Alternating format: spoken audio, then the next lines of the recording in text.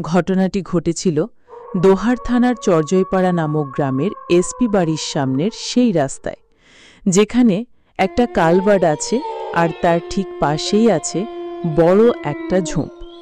ঘটনাটি ছিল আজ থেকে প্রায় ৭-৮ বছর আগে। একদিন এক রিকশাওয়ালা রাতে এক প্যাসেঞ্জারকে নিয়ে সেই রাস্তা দিয়ে আসছিল। রাত তখন প্রায় আনুমানিক ১১টা কি ১১:৩০টার মতন হবে। আমরা জানি যে গ্রামে ৯টা-১০টার দিকেই প্রায় বেশিরভাগ মানুষ ঘুমিয়ে পড়ে, তাই সেই সময়টায় সেখানে একেবারেই জনমানবহীন ছিল। তারা দুজনই সেই রাস্তা ধরে যাচ্ছে। এমন সময়ে তারা কিছুটা দূর থেকে হঠাৎ সাদা কিছু একটা লক্ষ্য করে। তারা যখন সেই কালভার্টের কাছাকাছি জায়গায় গেল, তখন তারা দেখল যে কালভার্টের উপর সাদা কাপড় পরা একটা লাশ শুয়ে আছে। এরপর তারা দুজনেই রিকশা থেকে নেমে লাশটির কাছে যায়। তারা দুজনেই অবাক হয়ে গেল যে এত রাতে এখানে একটা লাশ কে রেখে গেল।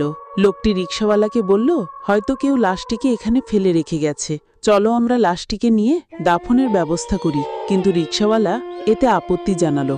সে লোকটিকে বলল, আমাকে আমার ভাড়া দিয়ে দেন, আমি এইসব লাশ নিয়ে যেতে পারবো না। লোকটি তাকে বলল, ঠিক আছে, তোমাকে ভাড়া ১০০ টাকা বেশি দেব।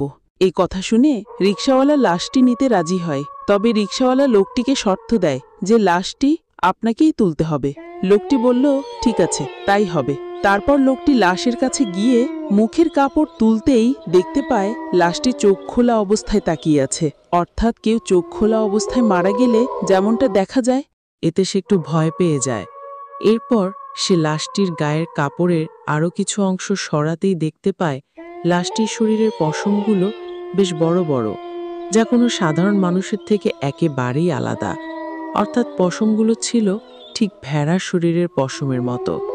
এটা দেখে লোকটি চিৎকার দিয়ে অজ্ঞান হয়ে যায়, আর সে রিকশাওয়ালা এক চিৎকার দিয়ে সেখান থেকে দৌড়ে চলে যায় আর এক বাড়ির সামনে গিয়ে পড়ে।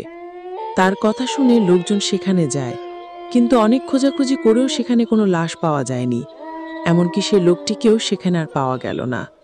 পরদিন সকালে সেই কালভার্টের নিচে সেই লোকটির লাশ পাওয়া যায়, কানায় অর্ধেক গাড়া অবস্থায়।